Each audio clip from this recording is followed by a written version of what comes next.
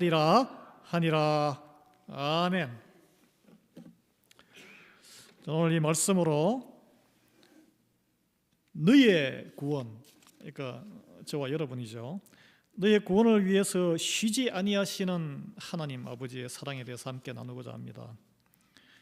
1926년에 제임스 앨런 프랜시스라는 목사님이 예수님의 그 인생에 대해서 하나님이시지만 인간 예수님의 인생에 대해서 이렇게 시를 남겼는데, 이게 이제 보통 익명의 시다, 이렇게 그 사람의 이름을 알려지지 않기 위해서 익명의 시로 알려져 있습니다. 인터넷에 보면 나오는데 제목이 One Solitary Life, 한 외로운 삶이라는 제목이에요. 한번 읽어드릴게요. 외진 벽촌에 사는 평범한 한 시골 여인에게서 태어난 한 사람의 이야기가 여기 있습니다. 그는 또 다른 벽촌 마을에서 성장기를 보냈습니다. 그곳에서 그는 30살이 되기까지는 목수로서 목공일을 하였습니다. 그 후 3년간은 떠돌이 순회 설교자였습니다. 떠돌아다니면서 설교를 한 사람이죠. 그는 책 한 권도 펴낸 일이 없습니다. 사무실 하나 가진 적도 없었습니다. 가정을 이룬 적이 없었기 때문에 설아의 가족도 없었습니다. 그는 집 한 채 소유해 본 적도 없었습니다. 그리고 학교에 다닌 적도 없었습니다. 그는 큰 도시에 발을 들여놓은 적도 없었습니다. 그가 태어난 곳에서 200마일 밖으로 나가 본 적도 없었어요. 뭐 이렇다 할 큰 일을 세상적으로 한 것도 없었고, 그가 내세울 만한 것은 있는 그대로 그 자신뿐이었습니다. 한참 인생에 활동할 33살 젊은 시기에 그 당시의 세태는 그를 반대하는 그런 풍조로 흘렀습니다. 그를 따르던 친구들은 그를 떠나기도 했습니다. 그를 따르던 한 사람은 그를 부인하고 저주했습니다. 결국 그는 그를 반대하는 자들의 손에 넘겨졌습니다. 그는 비웃음과 조롱 속에서 그 재판 과정을 묵묵히 거쳤습니다. 그는 두 강도 사이에서 십자가의 극형을 받고 못 박혀 처형당했습니다. 그가 죽어가고 있을 때 그를 처형하는 자들은 그가 이 땅 위에 있을 때 그의 전 재산이었던 겉옷 한 벌을 놓고 서로 차지하려고 도박을 벌이고 있었습니다. 그가 죽은 다음에 한 친구의 동정 어린 애정의 손길로 남의 무덤에 눕혀졌습니다. 그리고 사흘 뒤에 놀랍게도 다시 살아났습니다. 열린 세기가 스무 번이나 오고 간 오늘, 그분은 온 인류의 중심자로, 그리고 인류 역사를 이끌어가는 주제자로 우뚝 서 있습니다. 그 어떤 군대의 진군도, 그 어떤 막강한 해군의 항해도, 그 어떤 막강한 국가의 의회의 의결도, 그 어떤 왕들의 통치도, 그 모든 것을 다 합하여 놓는다 해도 이 외로운 삶이 인류에 끼친 영향에는 비교할 수 없을 만큼 턱없이 미치지 못한다고 내가 아무리 강조해도 여전히 부족합니다. 그분이 우리에게 구주 되시는 오늘 그 탄생을 기념하는 성탄절입니다, 여러분. 우리가 죄인 되었을 때에 하나님 앞에 영원한 생명의 주인 되시는 분에게 나아갈 수 없는데, 하나님과 화해시키려고 이 엄청난, 여러분 많이 추우시죠? 체감 온도 영하 35도, 엄마 뱃속에서 따뜻하게 있다가 아기가 탁 따뜻한 온돌방도 아니고 겉에 밖에서 이렇게 태어난 거예요. 하늘에 하나님으로서 영광을 버리시고 이 땅에 마구간에서 태어나서 구유에 눕혀져서 아무도 신경 쓰지 않는 그런, 정말 그런 모습으로 오신 이 아기 예수님, 우리의 기업 물을 자, 우리의 영원한 생명을 주시기 위해서 덕분에 우리가 영원한 사망의 심판을 면제받게 된 거 아니겠어요? 그리고 영원한 생명으로 나아갈 수 있는 약속을 받게 되었습니다. 우리의 죄를 담당하시고 영원한 생명을 책임지는 구속자라는 것은 죄값을 대신 치러주는 사람. 영어로 잉글리시로 redeemer. 우리 여기 자녀분 계신데 You know what redeemer means? Your debts. You don't have to pay. Somebody pay. Not your grandpa. Jesus. 오직 나사렛 예수뿐임을 믿으시기 바랍니다. 예. 오늘 성경 본문에는 이게 주인공 나오미 할머니가 세상 모든 것을 다 잃어버렸어요. 그때 남편 잃어버렸죠. 아들 잃어버렸죠. 희망이 없습니다. 텅 빈 인생이에요. 재산도 다 잃어버렸어요. 하나님 나라로 돌아왔어요. 그런데 뜻하지 않게 며느리 중에 그것도 이방 며느리 룻을 통해서 하나님의 말씀의 약속이 이루어지는 것을 지금 목격하고 있어요. 기업 물을 자, 다른 말로 하면 이게 구속자, 리디머, 하나님의 복과 생명을 이어줄 수 있는 사람. 그게 오늘 스토리예요. 보리추수 마당, 타작 마당에서 젊은 이방 여인 가부와 중년 남성 사이에 이런 어색한 만남. 지난주까지 스토리인데 그 밤이 지나가고 오늘은 새벽이 다가오고 있는 시점입니다. 저는 이것을 통해서 우리 하나님이 왜 인간의 몸으로 예수님으로 오셔서 우리에게 구원의 역사를 일으키나, 이게 도대체 뭔가, 이 본문을 통해서도 우리가 묵상할 수 있습니다. 같이 나눠보겠습니다. 여러분, 룻과 보아스 간의 서로의 대화로 인해서 우리는 이 룻의 젊은 여자 가부의 이 비상식적인 모든 행동, 남자에게 밤중에 찾아가서 이불 밑에 발끝에 들어눕는 이 비상식적인 행동이 기업 물을 자, 리디머, 구속자, 그 하나님의 약속의 말씀에 순종한 행동이라는 것을 서로 믿음으로 해석하고 이해하게 됐어요. 여러분, 모든 행동과 발언이 믿음으로, 말씀으로 해석이 되면 평강이 있습니다. 예. 그래서 보아스는 룻에게 기업 물을 자의 고엘의 그런 그 책임을 받아들이기로 했지만 자기가 1순위가 사람이 아니거든요. 그 책임자에. 예. 그런데 룻이 오늘 이 행동을 보면 우리가 약간 의아한, 이 여자가 이 타작마당에 온 사실을 남들에게 숨겨라, 알지 못하게 극비로 이렇게 처리를 합니다.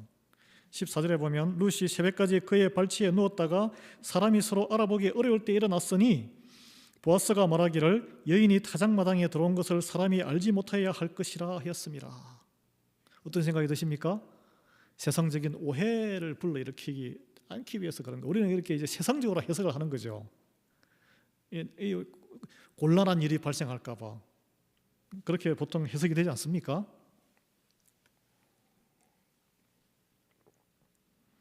여러분, 이 모든 이 사건은 이 두 사람과 하나님의 말씀이 이루어지는, 구원의 역사가 이루어지는 구속사의 은혜의 시각으로 봐야 돼요. 구원이 이루어지는 구속사의 은혜, 예수님을 구주로 알게 되는 이 모든 역사는 굉장히 비밀스럽고 여전히 은밀하게 이루어지고 있습니다. 이게 이제 그걸 남들이 알지 못하게 해야 할 것이다. 여러분, 예수 그리스도께서 이미 이 땅에 한번 오셨지만, 여러분 보십시오. 이 지역사회에 많은 분들이 있지만 여기에 이 성탄절에도 예배를 안 오시고, 가정에서 예배 드리는지 모르지만 여전히 구세주를 아는 사람, 믿는 사람과 모르는 사람으로 나뉘어지는 시간을 우리는 살고 있어요. 그건 한갓, 왜 인력으로 안 돼요? 그게 배우자라도 아마 경험하고 계신 분 계실 거예요. 아기 예수가 베들레헴 마국간에서 초라하게 태어났을 때, 성경에 말해요. 처음 왔을 때는 사람들 모르게, 정말 믿음을 갖기 힘들게 찾아오지만 다시 오실 때는 모든 사람이 죄인이든 누구든 믿는 자든 안 믿는 자든 다 알 수 있는 모습으로 올 것이다라고 예언되어 있습니다. 처음 오셨을 때는 이분이 그렇게 기다렸던 메시아 구세주 그리스도이시구나 라고 안 사람은 손가락에 꼽을 정도예요. 누굽니까? 우리가 기록에 알고 있는 그 추운 들판에서 양떼들을 지키던 그 목동들, 그리고 별을 보고 찾아온 동방 박사들 몇 명 안 됩니다. 그리고 이제 예수님께서 공개적으로 사역을 하고 내가 그리스도라고 이렇게 드러내놓고 이렇게 다니셔도 사람들이 다 눈에 보고도 믿는 자는 소수였어요. 마지막까지 다 배신했어요. 제자들, 3년 따라다닌 제자들까지 다 배신했어요. 그 말은 성령님이 임하기 전까지는 한 명도 없었다는 거예요. 한 명도. Nobody believed in Jesus.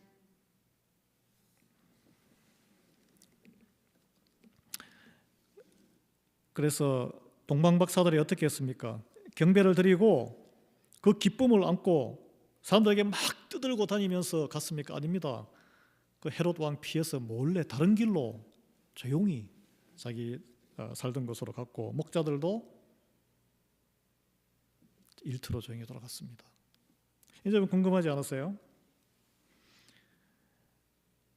예수님이 처음에 이 땅에 오셨던 이래로 다시 아직 안 오시는데, 하나님의 긍휼로 은혜를 입은 자만이 예수를 그리스도로 구주로 고백할 수 있는 거예요.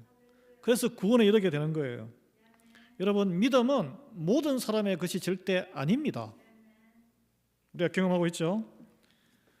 이미 오신 예수님과 다시 오실 예수님 사이의 시간, 이 종말의 시간을 살아가는 우리에게, 그래서 인생의 가장 큰 기적은 예수님을 구주로 만나는 은혜예요.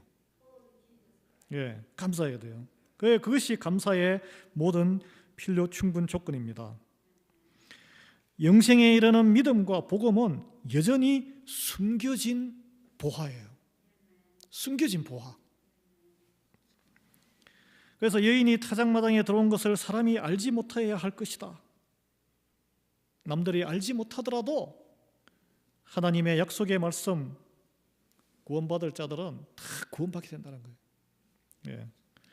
여러분, 우리가 기업 물을 자, 구속자 되신 예수 그리스도 앞에 나올 때 남들에게 내 보이지 않아도 됩니다, 여러분.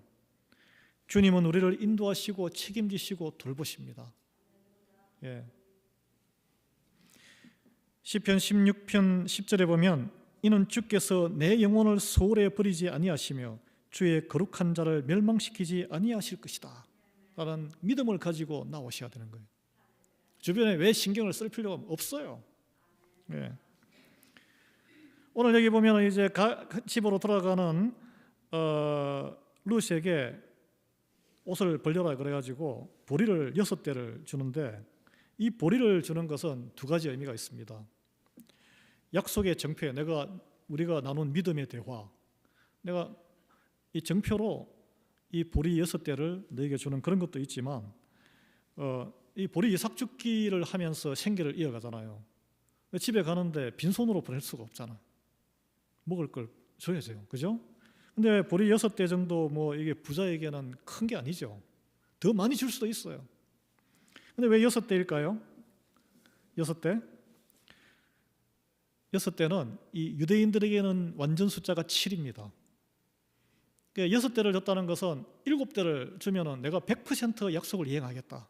근데 자기는 기업 물을 자의 1순위가 아닌 거예요. 그래서 인간적인 최대한의 노력을 6대까지 내가 할 것을 다 하겠다. 그렇지만 나머지 1은 하나님의 역사에 맡겨놓겠다. 그런 믿음의 표현으로 해석을 하는 사람이 있습니다. 학자들이 그렇게 하는데, 여러분, 우리가 여기서 또 볼 것은 이 하나님의 사역을 하는 데 있어서도 당장에 그 사람의 필요를 채워주는 이 긍휼, 배려를 우리는 봐야 된다는 거예요. 아니 뭐 기업 무르기도 좋고 다 좋은데, 예배도 좋고 축복도 좋고 메리 크리스마스 다 좋은데, 아니 당장 양식이 없는 사람한테 있는 보리마당에서 당장 있는 거는 뭐예요? 보리잖아, 보리. 그거 끌고서 주는 거예요, 그냥. 예? 그래서 빈손으로 온 사람에게 그냥 돌려보내서는 안 된다는 거예요, 이게. 여러분, 근데 이 룻이 제가 오늘 빈손으로 가면 안 되는데요. 가서 밥도 보리죽이라도 끓여줘야 되는데 좀 이 타작마당에 좀 모아놓은 거 타작한 거 조금만 주시면, 그런 말을 안 했습니다. 왜냐하면 사람은 다 자존심도 있고 더 어려운 사람은 어려운 사정을 말하기가 더 힘들어요. 그럼 누가 살펴야 됩니까? 미리 우리가 배려하고 살펴야 된다는 거예요. 인생이 텅 빈 공고함으로 우리가 이민 초기에 교회로 찾아오지 않았습니까? 외롭고 한국 사람 다 밖에 나간들 뭐 투명인간이고, 여기 와서 김치 국물이라도 이렇게 같이 먹고 한국말로 대화도 하고, 그리고 일자리도 알아주고 정보도 나누고, 옛날엔 그랬어요. 여러분, 인생의 텅 빈 채로 이렇게 예수 그리스도 앞에 오면 주님은 그냥 보내지 않으십니다. 말씀으로 영을 채워주시고, 또 교회에서 어려우면 도와주고, 그런 교회였어요. 힘을 주시고 상체를 싸매주는 거예요. 그리스도의 몸된 교회로 오는 나중에 오는 이들, 우리가 먼저 온 이들인데, 먼저 온 이들은, 먼저 은혜를 입은 이들은 나중에 오는 그들의 형편을 말하지 않아도 살피는 거예요. 살펴야 됩니다. 이게 보아스가 한 일이에요. 이게 하나님이 죄인 되었던 우리를 향해서 하셨던 일이에요.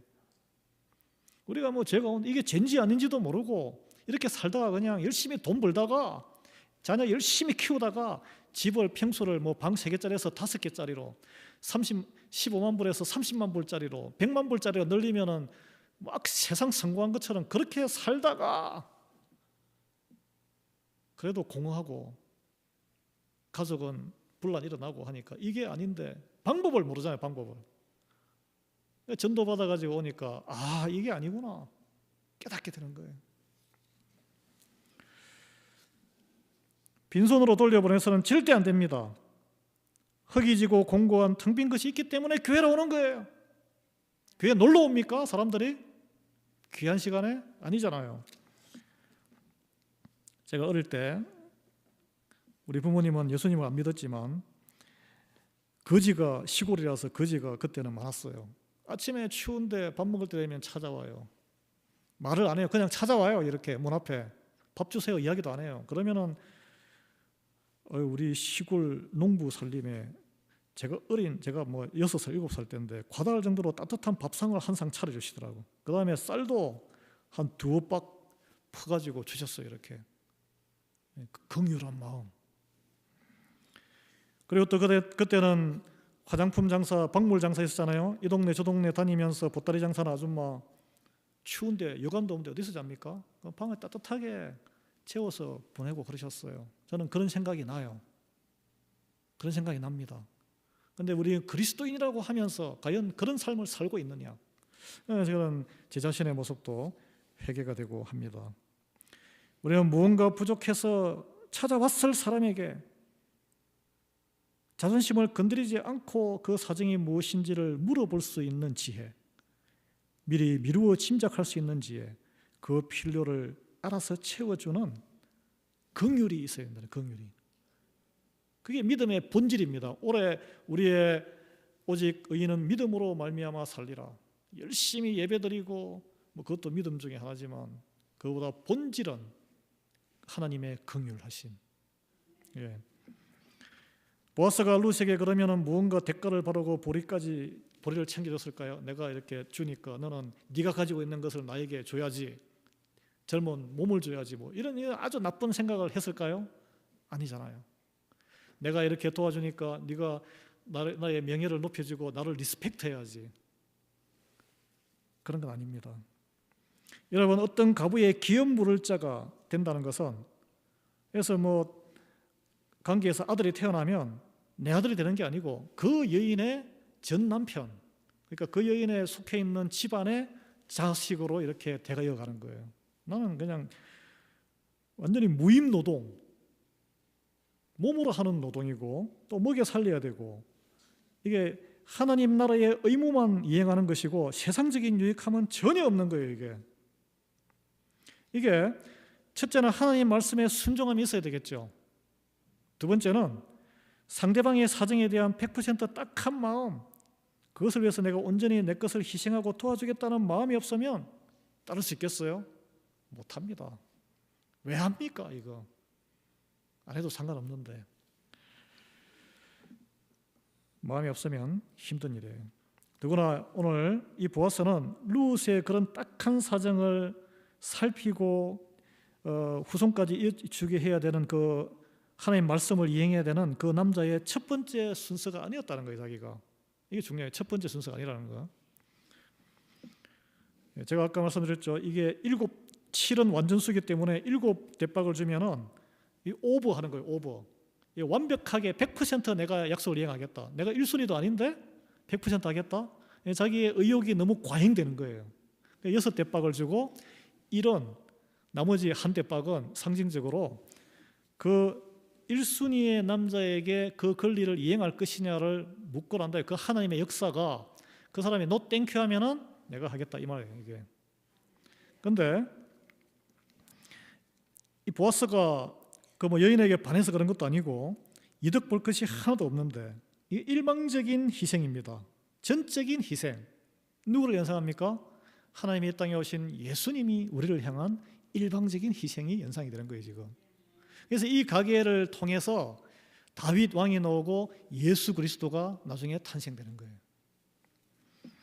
룻기 4장 6절에 보면 기업 무르기 1순위 남성에게 그 권리와 책임을 물어봅니다. 그 사람이 어떻게 대답했을까요? 룻기 4장 6절에 보면 제가 읽어드릴게요.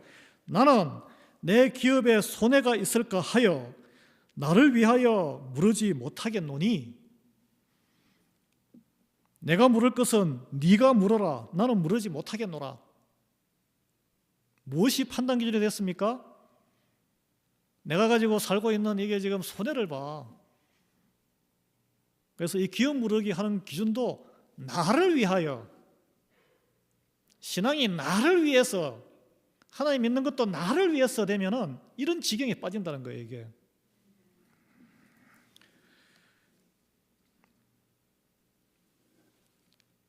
손익계산을 하기 시작하면 못합니다. 하지 못해요. 하나님이 우리의 생명을 구하실 때 손익계산을 줍 하나를 튕겼다면 독생자 예수 그리스도를 이 땅에 보내시지 않으셨어요. 십자가에 두거나 못 박혀 죽게 하시지도 않았을 거예요. 우리에게 이렇게 해가지고 무슨 대가를 바라고 너도 못 박혀 죽어야 돼 이렇게 대가를 바라고 생명 희생을 통해서 우리가 오늘 이렇게 자녀가 된 게 아니란 거죠. 이게 바로 하나님의 긍휼, 하나님의 사랑, 헤세드의 사랑이라는 거예요. 그 가장 닮은 모습이 엄마의 자녀를 위한 엄마의 희생인 것 같아요. 이 땅에서 가장 닮은 모습은. 뭐 안 그런 엄마들도 많지만 요즘은. 이 헤세드가 예수 그리스도를 믿는 믿음을 통해서 우리 세대와 앞으로 하나님이 예수님이 다시 이 땅에 오실 때까지 대대로 영원히 흘러가기를 하나님은 원하시는 것이죠. 언제 오실지 모르지만 오시는 그 순간까지. 그래서 그것을 위해서 하나님께서 오늘 이 순간도 쉬지 않고 일하십니다. 어떻게 그 쉬지 않고 일하십니까? 성령님으로, 하나님의 영, 예수님의 영, 성령님이 우리 안에서 역사하시고 우리 밖에서 역사하시면서 일을 하시는 거예요. 그래서 뭔가 옛날과 다른 거는 내가 뭔가 좀 안 좋은 일 이런 걸 뭘 하면 하나님이 마음에 좀 이게 왠지 좀 찝찝한 걸리는 마음, 그게 성령님이 계시는 거예요 이게. 그래서 우리를 이끄시고 교회 공동체로 모으시고 모아가지고 뭔가 일을 같이 한다는 게 얼마나 스트레스 받아요. 그냥 내 혼자 하는 게 낫지. 내 마음대로, 내 생각대로, 내 뜻대로 내가 아는 하나님의 방식으로 하는 게 제일 편합니다.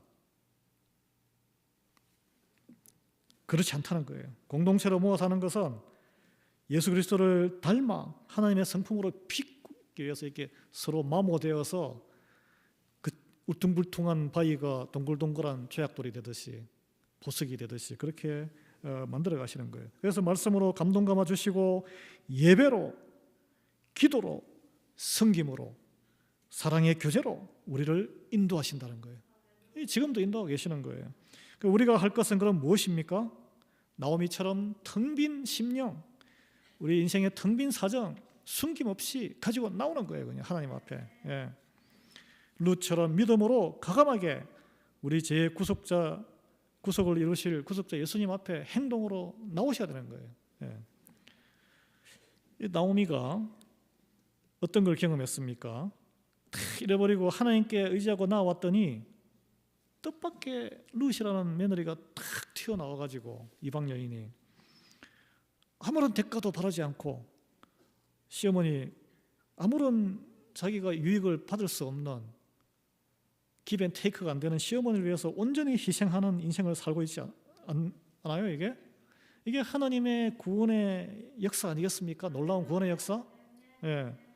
그리고 룻이라는 또 여인을 통해서 하나님이 또 보아스라는 기업 물을 자 신실한 사람을 또 만나게 해줘요.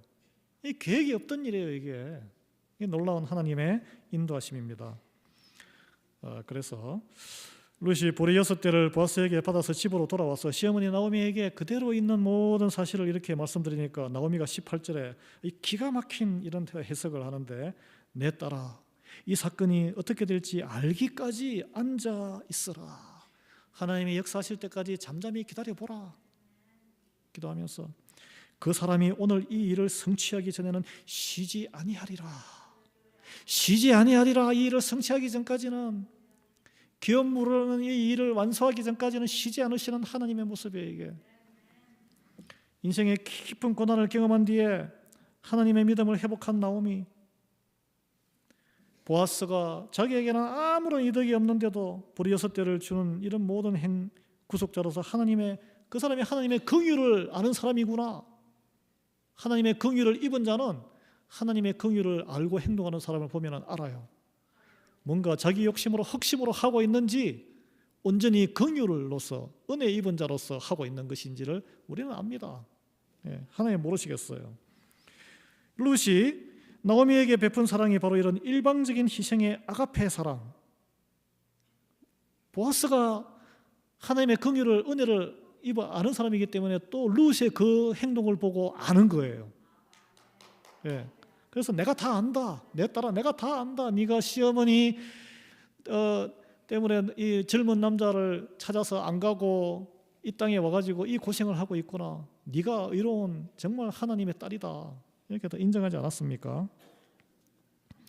그래서 텅 빈 나오미 인생에 하나님은 룻을 통해서 아무 대가 없이 주는 사랑, 하나님의 사랑의 헤세드를 보여주신 거예요. 또 시어머니 나오미를 통한 룻의 행위를 통해서 이 헤세드 사랑이 드러나는 것을 알아본 보아스가 자기도 1순위 책임자가 아닌데 용기를 내어서 아무런 유익이 없는데 기업 무르기를 감당하는 헤세드의 사랑에 같이 동참하는 거예요. 이게 되는 집안, 이게 되는 공동체예요. 저는 이런 교회가 되기를, 2023년에 이런 교회가 되기를 예수 그리스도의 이름으로 축원합니다. 함께 걸어가야 돼요. 함께 걸어가야 돼요. 나오미가 보아스의 반응과 태도의 행위에 대해서 오늘 이 일을 성취하기 전에는 쉬지 아니하리라. 보아스 안에 하나님의 사랑이, 헤세드가 흐르고 있구나. 할렐루야, 감사합니다 하나님. 찬양하는 거랑 같습니다. 여러분, 하나님이 독생자 예수 그리스도 이 추운 계절에 이름 없는 시골 부부의 자녀로 지저분한 마곡간에서 태어나서 우리의 모든 죄를 짊어지게 하시고 십자가에 못 박혀 죽게 한 것은 우리를 구원하셨는데 아무 대가를 바라지 않고 하신 거예요. 아무 대가를 바라지 않고 하셨습니다.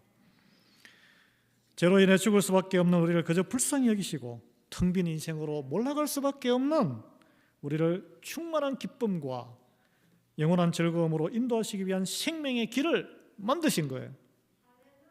생명의 길을 걷게 된 우리가 그렇다면 그냥 기독교인이 된 영적인 기득권자가 되어서 구원의 특권만 누리고 살아갈 것입니까? 어떻게 할까요? 여러분, 기독교인의 길에는, 이 성도의 길에는 보아스가 걸어간 길이 있고 룻의 그런 그 하나님의 헤세드를 보이는 그런 행동을 보고 보아스가 반응하는 길이 있고 이름이 등장하지 않는 기업물을 1순위였던 사람의 길이 있습니다. 똑같은 하나님의 자녀예요. 이 두 사람이 유대인이잖아.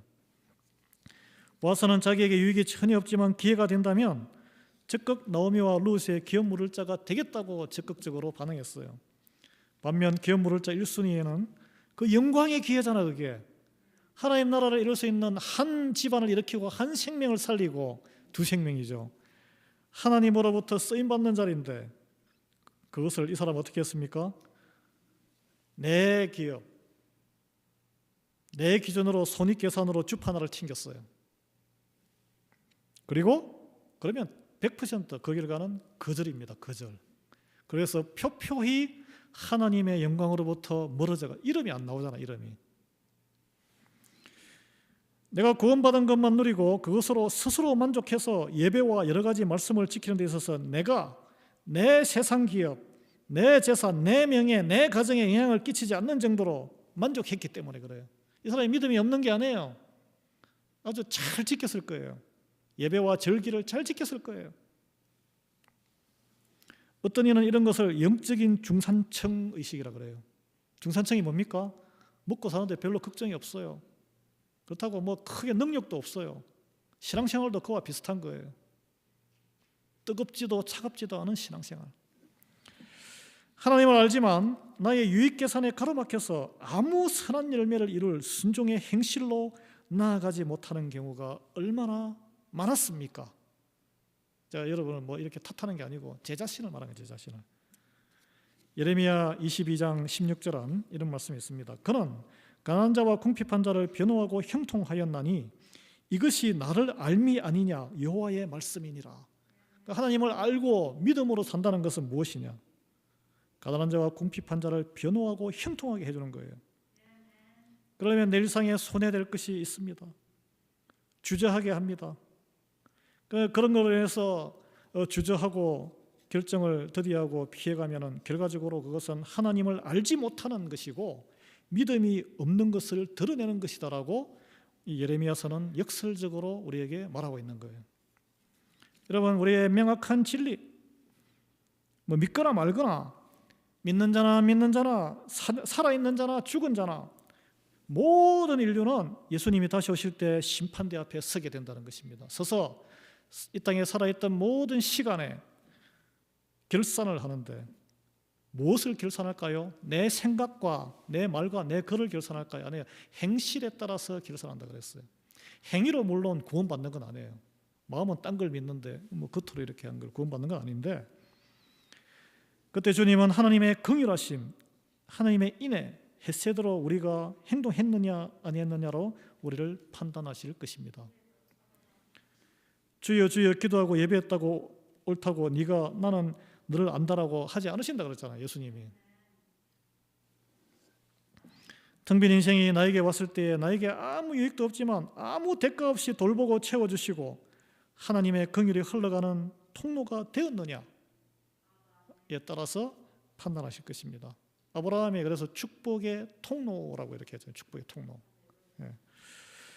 올해 우리 교회 주제는 이제 며칠 안 남았는데 오직 의인은 믿음으로 말미암아 살리라 했는데, 여러분 믿음이 뭐라고 생각하셨습니까? 하나님의 믿는 믿음의 핵심, 바로 하나님의 헤세드가 나의 인생을 통해 흘러가는 것입니다. 붕어빵은 붕어하고 아무 상관없잖아요. 껍데기만 붕어니까. 그리고 찐빵이 있는데 겉모양은 찐빵, 안에 앙꼬가 없으면 그 찐빵 꽝이잖아요. 앙꼬, 믿음의 앙꼬는 하나님의 긍휼, 헤세드라는 거예요.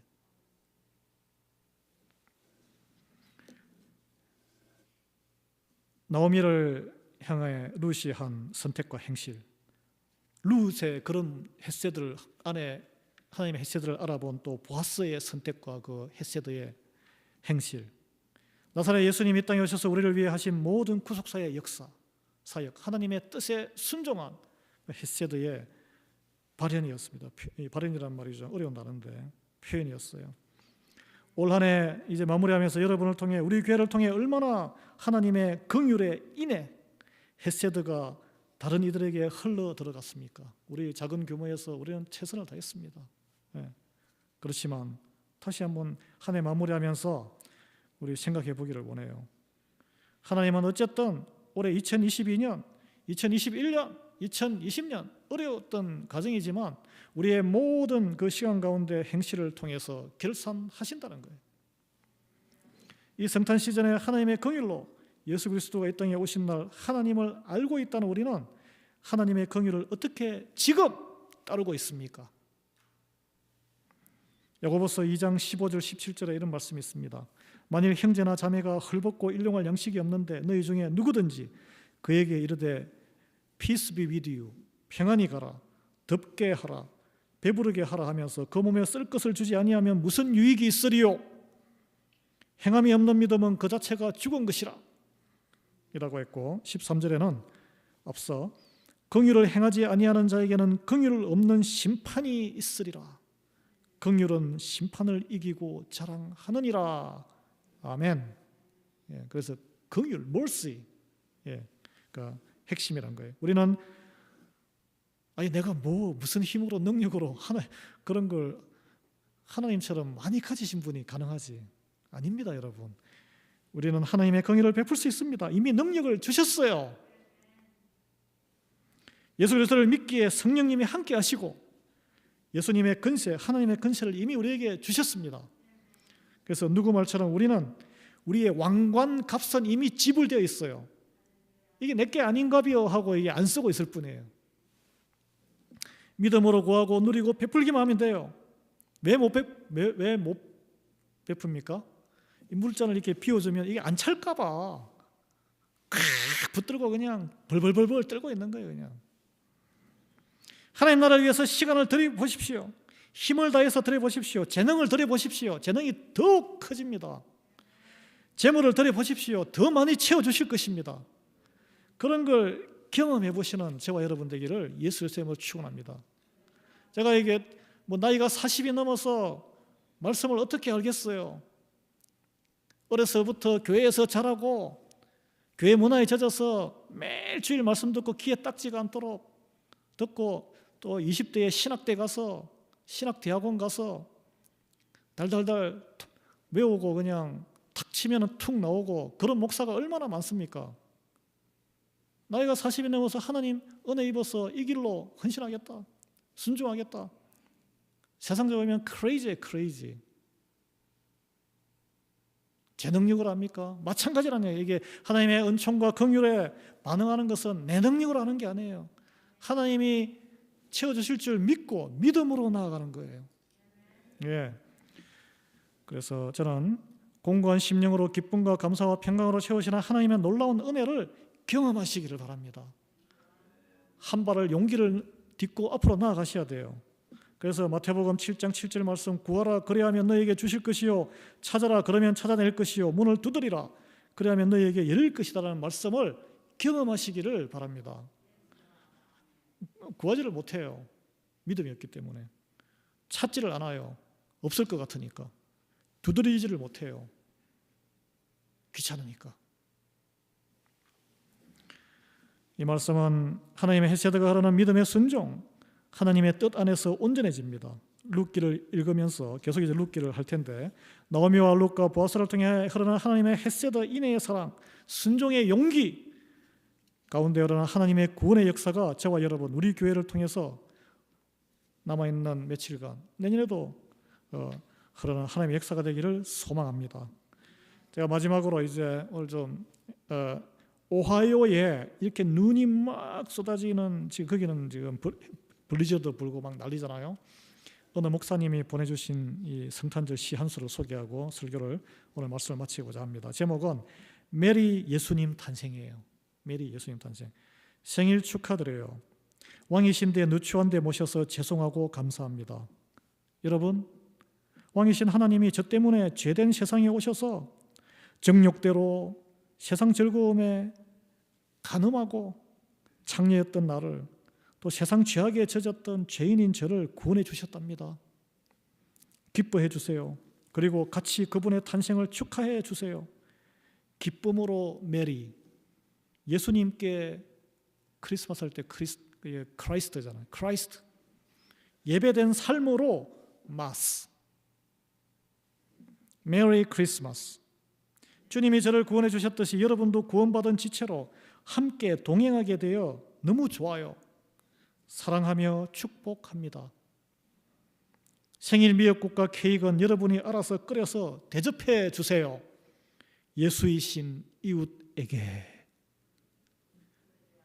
해피 버스데이 지저스. 이게 끝입니다. 오늘 우리 친교부와 예배 우리 장로님 집사님도 수고하셔서 미역국 끓였습니다. 같이 나눠 드시기 바랍니다. 이제 말씀 마치고 기도하겠습니다. 하나님, 저희가 무엇이간데 이렇게 불쌍히 여기셔서 귀한 하나님의 본체이자 형상되시며 독생자의 모습으로 이 땅에 예수 그리스도 보내주셔서 모든 것 다 쏟으시고 저희 구원해 주심을 감사합니다.